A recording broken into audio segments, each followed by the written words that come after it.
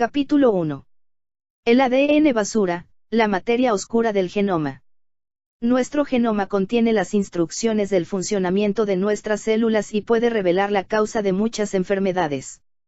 Por ello es de vital importancia descubrir lo que se esconde en sus zonas más desconocidas, aquellas que se engloban en el denominado ADN basura. Si abriésemos este libro y nos encontráramos con páginas y páginas repletas de letras puestas al azar, probablemente pensaríamos que se trata de un error, un fallo de impresión que merece que nos deshagamos del volumen. Pero si supiésemos que se trata de un auténtico bestseller, con millones de copias vendidas, tal vez dudaríamos de nuestra interpretación del texto. Quizás está escrito en un lenguaje que desconocemos. Incluye instrucciones que no somos capaces de descifrar. Los investigadores que a principios del siglo XXI tuvieron por primera vez ante sus ojos la secuencia completa de todo el material genético que se encuentra en nuestras células, el denominado genoma humano, se hallaron ante una situación similar. Así, la primera vez que alguien leyó el libro que nos define, apenas pudo interpretar una mínima parte de lo escrito en esa enorme molécula de más de 3.200 millones de letras. Toda la información genética que nos conforma está contenida en nuestras células en forma de ADN, una enorme molécula compuesta por eslabones denominados nucleótidos. Gracias a la disposición y al orden de dichos nucleótidos, las células son capaces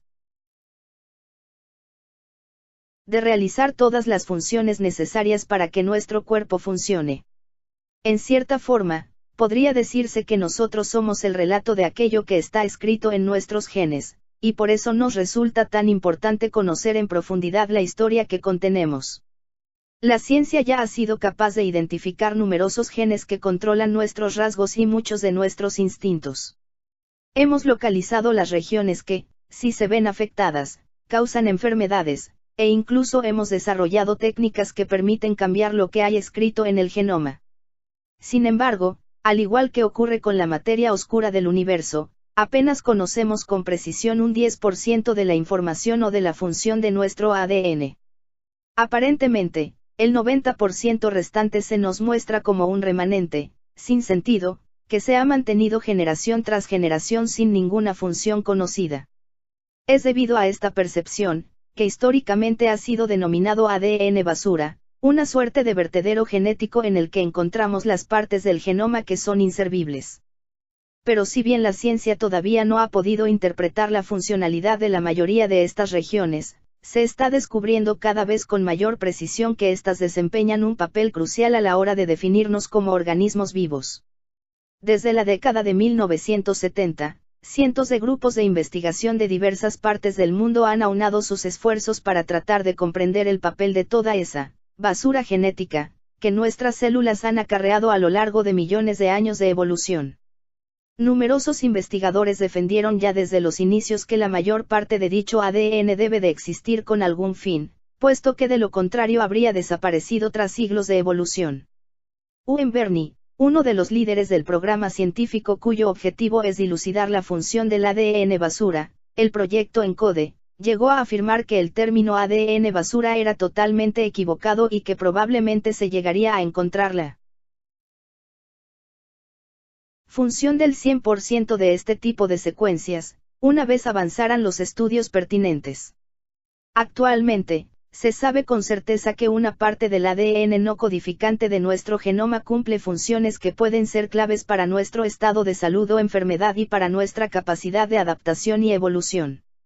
Se ha descubierto también que el ADN no codificante desempeña un papel esencial en el control de la conversión de los genes en proteínas, regulando su expresión en los múltiples tipos celulares que posee el cuerpo humano. Algunas secuencias de este tipo de ADN sirven para acelerar o inhibir la producción de ciertas proteínas en casos concretos, lo cual sirve para mantener el equilibrio fisiológico y metabólico del organismo. El rápido desarrollo de las técnicas para secuenciar el ADN de manera masiva, así como de aquellas para visualizar su disposición tridimensional en el interior del núcleo de la célula, nos está proporcionando, no ya una imagen global, sino una película sin precedentes del conjunto de nuestro genoma, tanto en el tiempo como en el espacio. Paso a paso, comenzamos a entender la finísima y compleja regulación de nuestro propio ADN, Una molécula inerte que cobra vida solamente cuando reacciona, interacciona y se retroalimenta a sí misma. Hemos pasado de leer el ADN como una mera secuencia de letras en un papel a visualizarlo en forma de animación tridimensional, totalmente dinámico, malleable, modificable e interrelacionado, de una forma en la que cada interacción y cada movimiento puede determinar el destino celular. En un futuro próximo, el estudio detallado del ADN basura supondrá la comprensión de numerosos mecanismos y procesos relevantes para la vida, por lo que se podrá abordar de manera exitosa el tratamiento de numerosas enfermedades hasta ahora incurables. Pero antes de adentrarnos en los asombrosos avances que ya están en camino, es necesario conocer las pistas que llevaron a los más grandes científicos a adentrarse en la materia oscura del genoma. Genes en la inmensidad del océano humano. A Marta le diagnosticaron distrofia muscular miotónica en septiembre de 1999. Aquella rara enfermedad se presentaba con un pronóstico poco favorable, y amenazaba con incapacitar sus músculos y generar severos problemas cardíacos. Ese mismo año se aceleraba el ritmo de trabajo para poder publicar los primeros resultados del proyecto Genoma Humano, PGH, el cual prometía revelar el libro de instrucciones del ser humano. Sin duda, se trataba de un titular prometedor para todos y esperanzador para personas como Marta, que tenían su confianza depositada en saber si sus instrucciones genéticas, ese ADN portador de la enfermedad que la incapacitaba, podrían contener la clave para su tratamiento y recuperación. En 1999 ya sabíamos que la distrofia muscular miotónica es una enfermedad hereditaria. Su grado de heredabilidad es muy variable y puede manifestar en cualquier momento de la vida, desde el nacimiento hasta la vejez. Pero a diferencia de otras enfermedades hereditarias, esta presenta una característica conocida como anticipación. Esto significa que la edad de aparición de la enfermedad, en una determinada familia, es menor generación tras generación. Los descendientes de quienes la sufren, empiezan a padecerla a edades más tempranas que su predecesor. Marta, por ejemplo, había comenzado a desarrollar la distrofia con apenas 22 años de edad, mientras que sus padres presentaban síntomas tan leves que no se podían detectar y por tanto nunca fueron diagnosticados como portadores de la alteración. Pese a la realización de varios estudios genéticos, no se encontró afectación en ninguno de los genes de Marta o de sus progenitores, lo que resultaba sospechoso, pues se conocía el carácter hereditario de la enfermedad. ¿A qué se debía? La mayoría de enfermedades hereditarias clásicas se producen a consecuencia de mutaciones en determinados genes, es decir, de cambios o alteraciones en las letras de las secuencias del ADN de estos. Como los genes son las secuencias del ADN que acaban siendo leídas y traducidas a proteínas, las mutaciones en los genes se traducen a mutaciones en las proteínas y, por tanto, a afectaciones en su función. Las proteínas son las ejecutoras de las funciones celulares, dan forma a la célula, permiten el ensamblaje de moléculas, catalizan el metabolismo, generan y reparan otras biomoléculas y un largo etcétera. Para que una proteína funcione correctamente, las instrucciones para formarla, escritas en el ADN, deben ser estrictamente correctas. En el momento en que dichas instrucciones fallan, la proteína puede convertirse en una proteína no funcional o presentar una función aberrante, lo que desemboca en problemas tanto a nivel celular como de organismo. Así, por ejemplo, un solo cambio de letra en un gen de la hemoglobina produce una proteína anómala que no capta el oxígeno con la misma facilidad. Las personas que presenten esta mutación serán anémicas, y los síntomas que comporta tener una hemoglobina poco eficiente son los derivados de tener los niveles de oxígeno en sangre y en tejidos menores a lo habitual, dificultad para respirar, mareo, frío en extremidades, dolor de cabeza. El caso de la distrofia muscular miotónica de Marta es diferente, a pesar de observarse un patrón hereditario en la enfermedad, esta no parecía estar causada por el cambio de letra de ninguno de sus genes. El estudio del genoma de Marta, más allá de la secuencia de los genes, resultaba esencial para descubrir el origen de su enfermedad.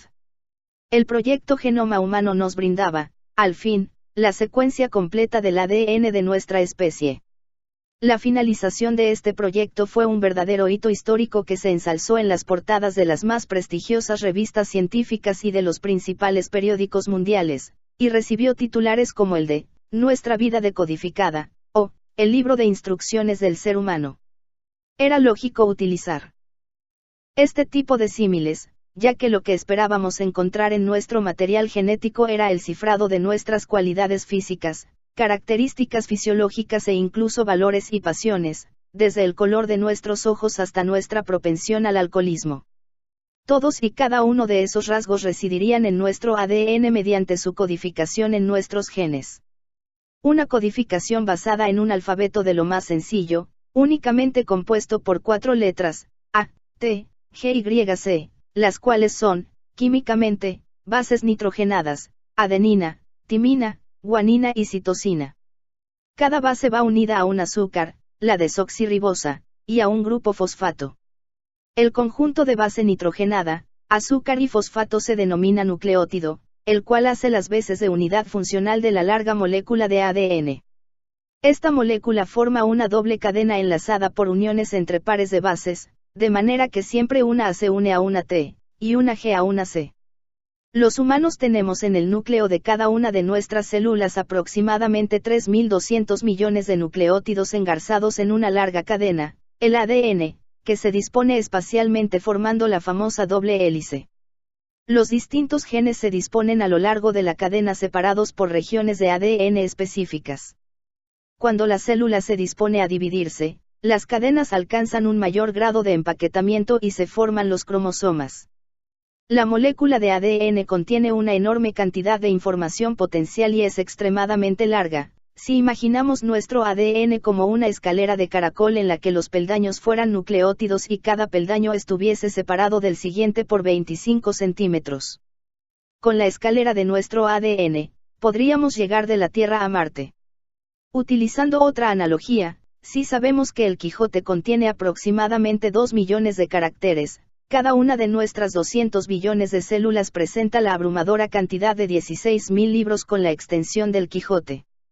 Este es el apabullante material hereditario que nos ha acompañado a lo largo de la historia, ha dictado nuestras características y nuestras capacidades, y nos ha debilitado ante innumerables dolencias. El proyecto Genoma Humano nos permitió, entre otras cosas, identificar el lugar del genoma en el que se localizan los genes que permiten captar la luz y procesar las imágenes para poder ver. Los genes que dan forma a nuestro cuerpo, los que nos permiten metabolizar la comida, oler los perfumes, mover nuestros músculos, los genes que nos enferman, los que nos capacitan para pensar, los que promueven conductas adictivas y los que consolidan el amor por nuestros hijos. Y todos, absolutamente todos, están escritos con esas 4 letras. Los genes y su expresión. Durante muchos años se creyó que el gen era la unidad mínima de transmisión de información entre progenitores y descendientes, aunque no se sabía de qué estaba formado. Sin embargo, diferentes experimentos de principios y mediados del siglo XX demostraron que los genes, contenidos en los cromosomas y formados por ADN, constituían la unidad funcional para la transmisión de los caracteres hereditarios. La cadena de ADN, además, era capaz de copiarse a sí misma utilizándose como plantilla, lo que le permitía conservar de manera magistral la información genética.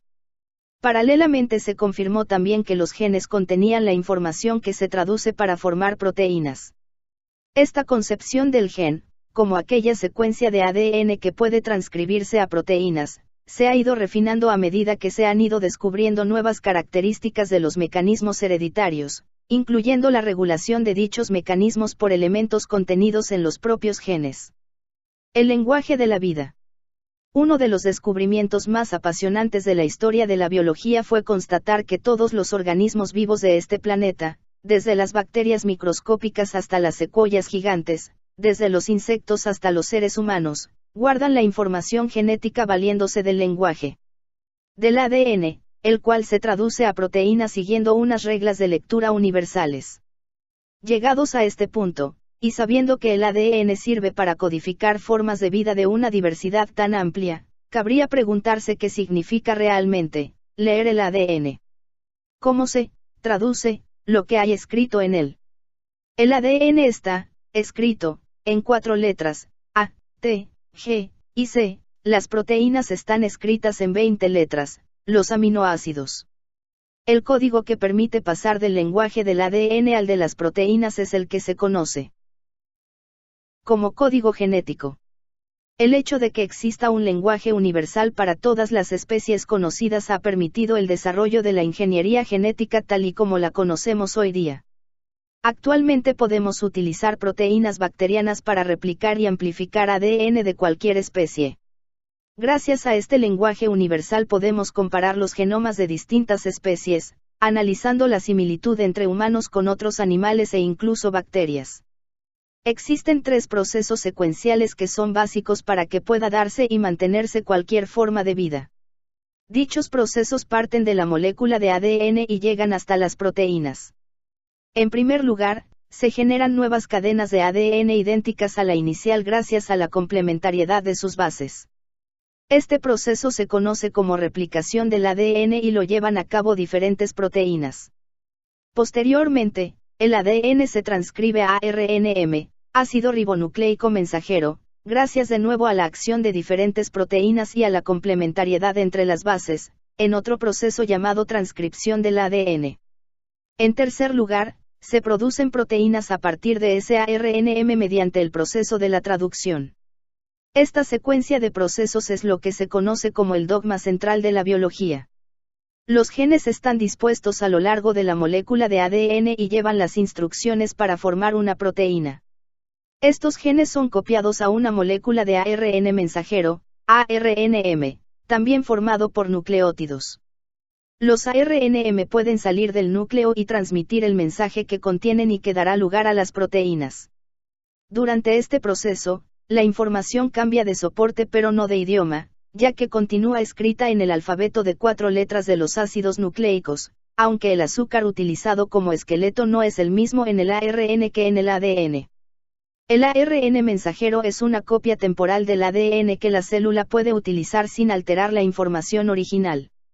Metafóricamente, el ADN se asimilaría a un registro central burocratizado que emite copias compulsadas, ARNM, para que otros usuarios puedan consultarlas sin tener que utilizar los originales. Una vez fuera del núcleo, en el citoplasma, el ARNM es traducido siguiendo una serie de reglas que dicta el código genético. En el citoplasma, la maquinaria encargada de la traducción que hará posible la expresión de los genes son unas estructuras llamadas ribosomas. En ellas se leen los datos del ARNM y se traducen a la secuencia de aminoácidos que constituirá una proteína concreta con una función determinada. Las reglas del código genético establecen que tanto para realizar la replicación, como para la traducción, las letras en el ADN deben leerse en tríos llamados tripletes o codones. Cada triplete hace referencia en última instancia a un aminoácido, por ejemplo, el triplete AGT codifica para el aminoácido serine, que debe unirse y formar parte de la proteína. El conjunto de todos los tripletes codificantes en un gen originan una serie de aminoácidos que, unidos de manera secuencial, originan la proteína completa. Desde la década de 1960 conocemos con exactitud el aminoácido por el que codifica cada uno de los tripletes, por lo que, interpretando lo escrito en los genes, podemos conocer la proteína que codifican. Encontrar genes dentro del vasto genoma. Si queremos identificar genes en el genoma, debemos ser capaces de encontrar e interpretar las frases con sentido, que puedan ser traducidas a proteínas. Por suerte, el código genético cuenta con unas secuencias de letras en el ADN que sirven para indicar cuándo comienza y cuándo finaliza la construcción de una proteína. Así, si encontramos fragmentos de ADN flanqueados por la secuencia de inicio y por la secuencia de finalización de la traducción, lo que se conoce como un marco de lectura abierto, ORF, del inglés Open Reading Frame, es probable que nos encontremos ante un segmento de ADN con información para generar una proteína. La identificación de los genes nos permitiría saber dónde buscar cuando queramos detectar fallos o variaciones en su secuencia, hecho que podría relacionarse fácilmente con enfermedades hereditarias como la hemofilia o condiciones como el daltonismo. El hecho de poder identificar los distintos genes a raíz del proyecto Genoma Humano proporcionó una de las mayores sorpresas en la historia de la genética molecular. La secuenciación del genoma de organismos más simples, con muchas menos bases que las de nuestro genoma, había permitido determinar el número de genes que presentaba cada uno de ellos. Los científicos trataron entonces de extrapolar cuántos genes, en función de la complejidad funcional relativa, deberían tener los seres humanos.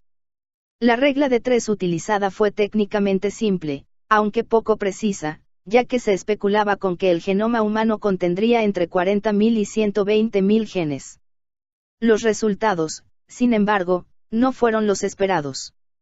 Se utilizaron diversos métodos que proporcionaban pistas sobre las regiones en las que podría situarse un gen, se buscaron similitudes con otros organismos mediante programas informáticos, se compararon secuencias de organismos modelo y se predijeron estructuras. Con todo ello, y gracias a la bioinformática, se generó un enorme torrente de datos sobre regiones codificantes. Pero lejos de las cifras estimadas inicialmente, la comunidad científica que trabajaba en el PGH descubrió que tan solo un 2% del material genético contenido en nuestro genoma correspondía a regiones codificantes. Por lo tanto, a partir de ese inesperado hallazgo, las investigaciones relativas a la funcionalidad de nuestro genoma tuvieron que cambiar totalmente de rumbo. El descubrimiento de la basura genética. Contrariamente a lo que pueda parecer, el término ADN basura no surgió a raíz de la frustración por los desconcertantes resultados obtenidos en el proyecto Genoma Humano. En realidad, el origen de la denominación ADN basura se remonta a la década de 1970, cuando el genetista Susumu Ohno lo utilizó para referirse a un fenómeno fascinante que ha propiciado la evolución de infinidad de organismos, la duplicación genética. Durante el proceso de replicación del ADN de una célula, con el objetivo de que las células hijas contengan la misma información genética que la progenitora, o con el de la fabricación de los gametos, óvulo y espermatozoide, al unirse darán lugar a un nuevo individuo, por lo que pueden ocurrir errores. En ocasiones, provocan la duplicación de fragmentos del ADN. Si esta duplicación implica la copia de un gen, el nuevo individuo tendrá 2 genes idénticos redundantes. Con el tiempo, una de las 2 copias puede acumular mutaciones sin que la otra copia se vea alterada.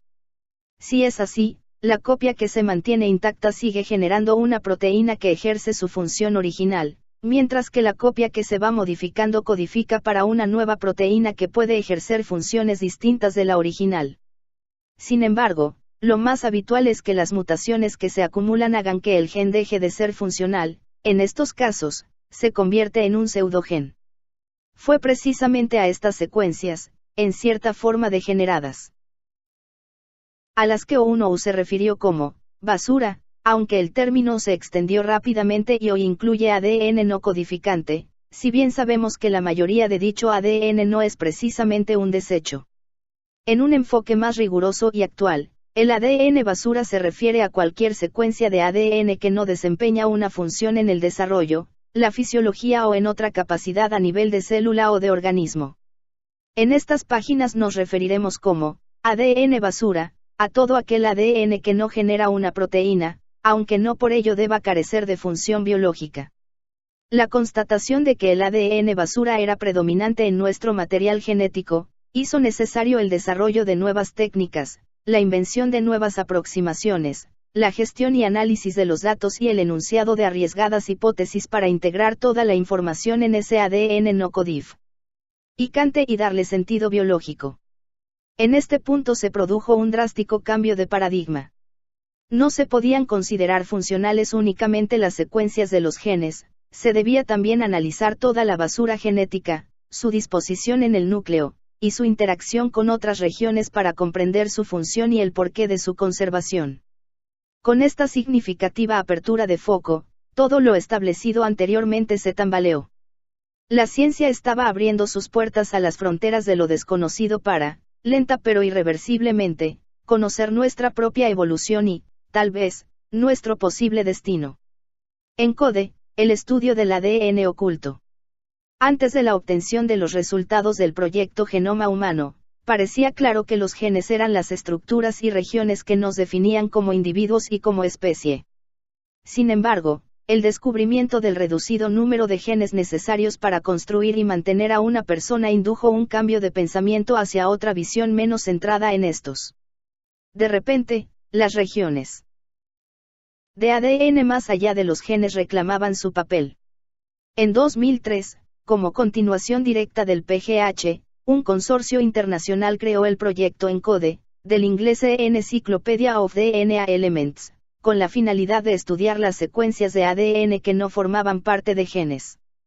Entonces, los investigadores implicados publicaron una treintena de trabajos sobre el genoma humano, en los que afirmaban que más del 80% del ADN basura tenía funciones bioquímicas.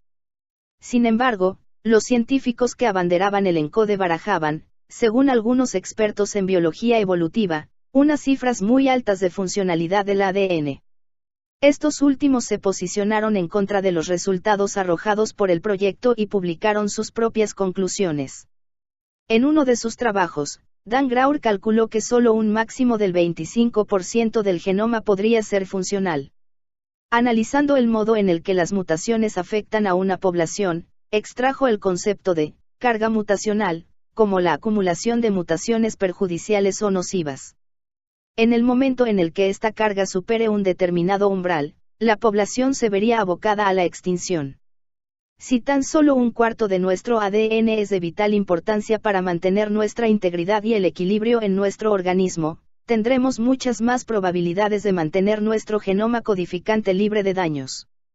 Según Graur, si casi la totalidad de nuestro ADN fuese funcional tal y como sostenía el ENCODE, tendríamos una mayor probabilidad de que esas mutaciones afectaran a regiones vitales, por lo que para generar individuos sanos los humanos tendríamos que reproducirnos con una tasa mucho mayor a lo que o hacemos. Varios resultados experimentales realizados posteriormente parecen avalar sus afirmaciones. Así pues, la cifra del 80% de secuencias útiles, hoy en día se considera una sobreestimación, pero es innegable que el proyecto ha demostrado que, a pesar de que existan zonas en el genoma sin que conozcamos si tiene una función vital, buena parte de las regiones que se agrupaban bajo el despectivo paraguas de basura, desempeñan un papel esencial en los procesos celulares y, por ende, en la biología de los diferentes organismos y especies. El ADN basura y la diversidad celular. Todas y cada una de nuestras células, desde una célula del hígado hasta las que se encargan de reconocer los estímulos dolorosos o interpretan imágenes, tienen exactamente la misma información en el ADN, a excepción de un reducido número de mutaciones acumuladas durante el periodo de vida celular. Sin embargo, las diferencias que hay entre ellas son obvias. Existen unos 200 tipos celulares distintos en nuestro cuerpo, lo que permite un reparto de funciones acorde con nuestra elevada complejidad biológica. Este es uno de los temas clave en genética moderna, la explicación de la diversidad celular, a pesar de que cada célula especializada posea en su interior exactamente las mismas instrucciones que el resto. Una de las funciones más establecidas de ciertos tipos de ADN basura es la función de regulación de la producción de proteínas. Dicho de otra manera, existen regiones del ADN externas a los genes que determinan cuándo, dónde y cómo deben ser leídos. Estas secuencias son las causantes directas de la diversidad de las células de nuestro cuerpo. Los genes son secuencias de ADN inerte hasta que son activados. Su activación implica la copia de ADN a RNM y la traducción de este a proteínas. Es decir, un gen adquiere sentido cuando es leído y traducido. La presencia de ADN no codificante situados en posiciones estratégicas induce esta activación o lectura de los genes, regulando la acción de las proteínas que llevan a cabo las funciones de activación. Estas secuencias reguladoras son una muestra más de la estrecha relación que existen entre las dos grandes macromoléculas de la vida, el ADN y las proteínas. El ADN contiene la información para fabricar proteínas, pero la lectura de dicha información la realizan precisamente proteínas que han sido fabricadas a partir de la información contenida en el ADN. Otras proteínas se unen a las secuencias reguladoras del ADN e indican a las proteínas que leen el ADN si deben o no leer ese gen en concreto y en qué medida, velocidad y cantidad deben hacerlo. ADN y proteínas se encuentran estrechamente relacionados desde hace miles de millones de años en una interminable danza que mantiene vivos a todos los organismos de este planeta. ADN basura para activar genes. Existen diferentes tipos de secuencias reguladoras de la lectura del ADN, siendo aquellas denominadas promotores y potenciadores las que se repiten en la práctica totalidad de los genes de organismos superiores. Los promotores son secuencias de ADN que se sitúan delante de los genes, antes de la secuencia de iniciación, y que presentan secuencias consenso, es decir, de composición igual o parecida en otras regiones promotoras de otros genes, y por tanto fácilmente identificables. A los promotores se fijan proteínas que van a controlar la lectura o transcripción de los genes. Estas proteínas se denominan factores de transcripción. Un buen ejemplo del funcionamiento de la regulación de la expresión de los genes lo encontramos en la producción de insulina. Esta hormona, sintetizada por las células del páncreas, regula los niveles de glucosa en sangre, lo cual es crucial para un correcto funcionamiento del organismo.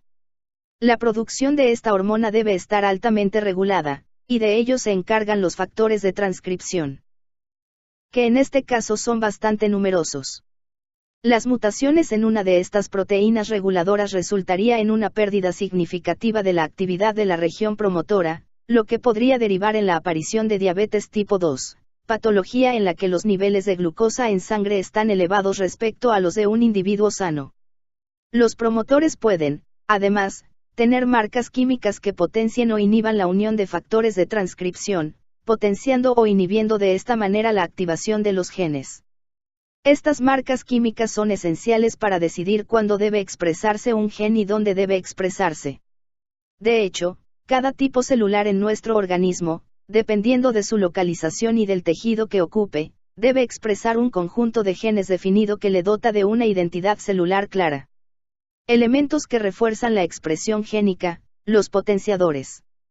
Según lo que se ha expuesto con anterioridad, podría parecer que la regulación de la expresión por parte del promotor es una regulación de todo o nada. Cuando un promotor está activo el gen se expresa y cuando está inactivo, el gen se silencia. Sin embargo, la regulación es mucho más compleja, ya que la célula no requiere la misma cantidad de cada proteína. La cantidad necesaria de cada proteína también puede variar dependiendo de situaciones externas. Esta flexibilidad a la hora de producir una cantidad u otra de proteínas depende, entre otras cosas, de la afinidad de los factores de transcripción por el propio promotor o de la presencia de determinadas marcas químicas en el propio ADN, llamadas marcas epigenéticas. También influye en la producción de proteína la presencia de otras regiones de ADN basura denominadas potenciadores. A estas regiones se unen un tipo de proteínas conocidas como activadores, que estimulan a su vez la expresión de genes específicos. Las secuencias de los potenciadores pueden encontrarse muy alejadas del gen, por lo que para permitir la acción coordinada de promotor y potenciador, el ADN debe adquirir una disposición tridimensional que permita actuar a promotor y potenciador de manera conjunta, es decir, el ADN debe doblarse, hasta alcanzar un punto de encuentro entre ambas regiones del ADN. Esto se consigue mediante la acción de proteínas de flexión asociadas al ADN. Un ejemplo claro es el de la melanina presente en las células de nuestra piel. La melanina es una proteína cuya expresión viene regulada por promotores activos en los melanocitos, y cuya función es la de proteger a nuestras células de los daños nocivos de la radiación ultravioleta del sol. Una mayor exposición al ultravioleta generará una producción mayor de melanina, aumentando así la protección y el bronceado. Cuando nuestras células están expuestas a altas dosis de radiación ultravioleta, se producen daños en el ADN y aumentan los radicales libres de oxígeno, lo cual incrementa progresivamente la producción de enzimas implicadas en las rutas que generan melanina. Así, en los melanocitos, los potenciadores implicados en la expresión de melanina se activan en presencia de luz ultravioleta. De manera similar, cada tipo celular tendrá un conjunto de promotores y potenciadores único que proporciona la expresión de determinadas proteínas, otorgando al tipo celular una identidad celular y un contexto de activación bien determinado. Elementos que inducen la formación de células madre. Por otro lado, un conjunto compuesto por potenciadores puede actuar de manera coordinada para activar la expresión de los genes a niveles muy elevados. A estas agrupaciones se les denomina superpotenciadores y son regiones de ADN de gran extensión a las que pueden unirse un gran número de proteínas que activan la expresión génica. Los superpotenciadores son especialmente importantes en la regulación de las células madre embrionarias, células que se definen por ser pluripotentes, es decir, que pueden dar lugar a todos los tipos celulares de nuestro organismo.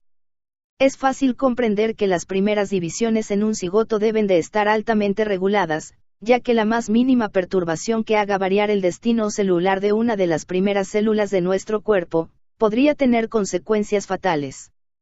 De hecho, el manejo en el laboratorio de las células madre embrionarias presenta serias dificultades, ya que pequeños cambios en las condiciones de cultivo generan la pérdida de su pluripotencia, con la consiguiente diferenciación a un tipo celular concreto.